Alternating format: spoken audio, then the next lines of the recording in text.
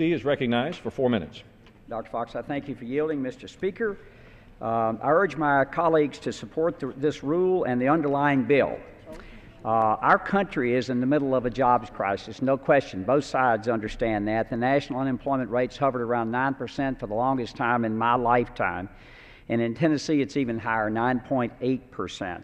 Millions of American families are struggling as we speak. In the midst of all this uncertainty, the House, with bipartisan support, has passed 22 jobs bills. Right down this hallway here, this week, the U.S. Senate worked so hard they voted 2 times on 2 federal judges. That's all the work that took place with 22, many of them bipartisan bills passed, Mr. Speaker. I think right now we've seen in this country, to hold up jobs, a delay of the Keystone Pipeline, which would essentially, over time, provide us as much oil from Canada as we're getting from OPEC right now. 1.3 million barrels a day would essentially relieve us and help our national security and create thousands of jobs. So why are we here today? What happens currently?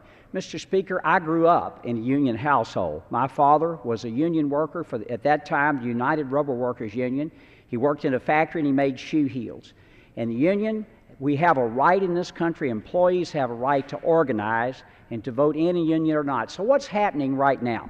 Well, currently in 2010, 92% of the initial union elections were held under a voluntary election agreement.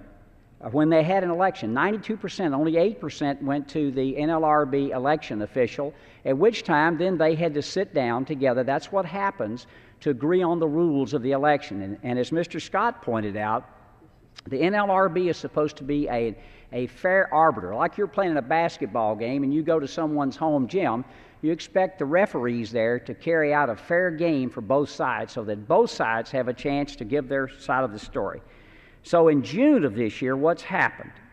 And the NLRB issued a rule that would say that an employer has 7 days to find an attorney to present their side of the case. And remember, in this, just the description of this, there are over 400 pages of rules that you have to go to, or information that the lawyer has to go through. And would have 7 days to get that done, and an employee would have just 10 days to decide whether they want a union or not, and they have that right. Today, almost 70% of the elections held, the union wins. And what's the average time of an election? 31 days. So that means if you wanted to vote on the 1st of October of 2011, the average time by the end of that month, 70%, almost 3 out of 4, would be picked, yes, we want a union. So what happens?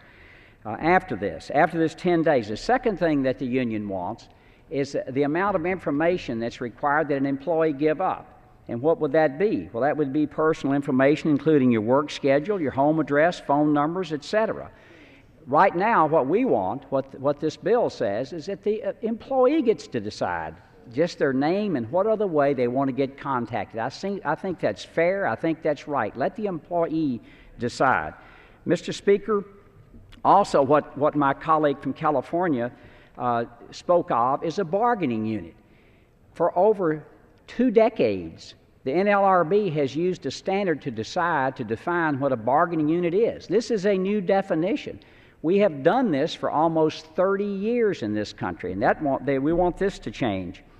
I think right now, I believe, as I understand the law, it's against the law right now. I was an employer for over 3 decades. To threaten a worker. You can't do that now. It's against the law. So this bill that we're defining allows 14 days. Is my time? Yeah. I yield the gentleman an additional minute. The gentleman is recognized for an additional minute. I thank the gentlelady for yielding. This bill would give you the employer 14 days on a pre-election hearing to find representation. It would allow the worker 35 days to get the information that they need to make an informed decision to vote in a secret ballot so that they can decide in an unintimidated, so the employer or the union can't intimidate this worker.